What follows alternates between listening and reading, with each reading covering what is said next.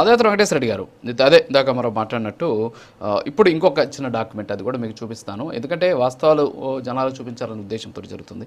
ఈసారి ఒకసారి అది డాక్యుమెంట్ చూపించండి. ఇది వచ్చేసి ఎన్జిటి ఇచ్చినటువంటి తీర్పు సార్, ఆర్డర్ కాపీ. ఏదైతే ఇప్పుడు మనం మాట్లాడుకుంటున్నామో దానికి సంబంధించిన ఆర్డర్ కాపీ. ఇందులో ఏముందంటే మేము ఈ దశలో ఇందులో జోక్యం చేసుకోలేము, ఈ దశలో మేము జోక్యం చేసుకున్నాం. ఎందుకంటే అఫిడవిట్లో చాలా స్పష్టంగా చెప్పారు, ఇది డిపిఆర్ తయారీ కోసం ప్రాథమిక పనులు మాత్రమే మేము చేస్తున్నామని చెప్పారు. కాబట్టి ఈ దశలో మేము జోక్యం చేసుకోము.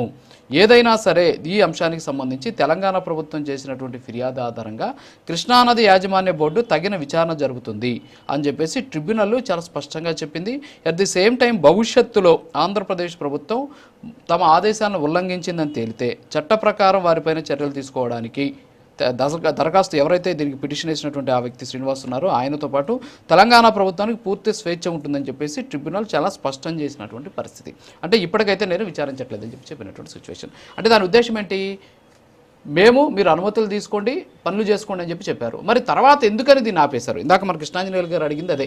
మరి ఎన్జిటి ఏమనింది, మీరు ఇప్పుడు ప్రాథమికంగా పనులు చేస్తున్నారు కాబట్టి ఇప్పుడు మేము దీంట్లో జోక్యం చేసుకోవట్లేదు, మీరు అన్ని క్లియరెన్స్లు తీసుకొని మీరు పనులు చేసుకుంటే మాకు వచ్చే అభ్యంతరం ఏమీ లేదు, ఇది దీంట్లో మేము అయితే జోక్యం చేసుకోం, మీరు వెళ్ళి కృష్ణానది యాజమాన్య బోర్డుతో మీరు మాట్లాడుకోండి అని చెప్పేసి చాలా స్పష్టంగా కూడా చెప్పినటువంటి పరిస్థితి. మరి ఆ తర్వాత ఎందుకని అడుగు ముందుకు పడలేదు సార్? ఇక్కడ అదే తీర్పులో మీరు కొన్ని విషయాలు సైడ్ చేసి మాట్లాడుతున్నారు. ఇక్కడ అసలు కంప్లైంట్ చేసింది ఎవరు, దీని మీద ఆ వ్యక్తిని సైడ్ చేశారు. కంప్లైంట్ ఎవరు చేశారనే వ్యక్తిని సైడ్ చేశారు సార్. ఫస్ట్ శ్రీనివాస్, గవినియోల్ల శ్రీనివాస్ అని పేరు చెప్పాను నేను, మీరు వినలా బహుశా. ఫిర్యాదుదారుడు శ్రీనివాస్, గవినియోల్ల శ్రీనివాస్, గవినియోల్ల శ్రీనివాస్.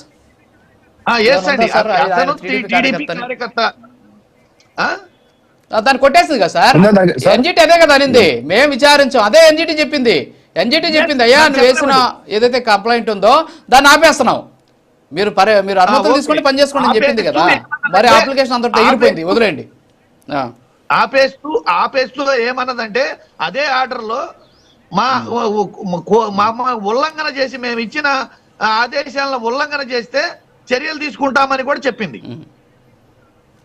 అవునా? అసలు కాదు సార్, ఆదేశాలను ఉల్లంఘన చేసి మట్టి పనులు చేసుకోవాలని అమర్నాథ్ రెడ్డి గారు, మీరు కాంగ్రెస్ పార్టీ నాయకులు. అమర్నాథ్ రెడ్డి గారు ఒక్క నిమిషం ఆగండి సార్, వెంకటేశ్వర రెడ్డి గారు మాట్లాడినండి సార్, ప్లీజ్. వెంకటేశ్వర రెడ్డి మాట్లాడండి. ఇప్పుడు ఉల్లంఘన చేస్తే చర్యలు తీసుకుంటామని కూడా చెప్పింది.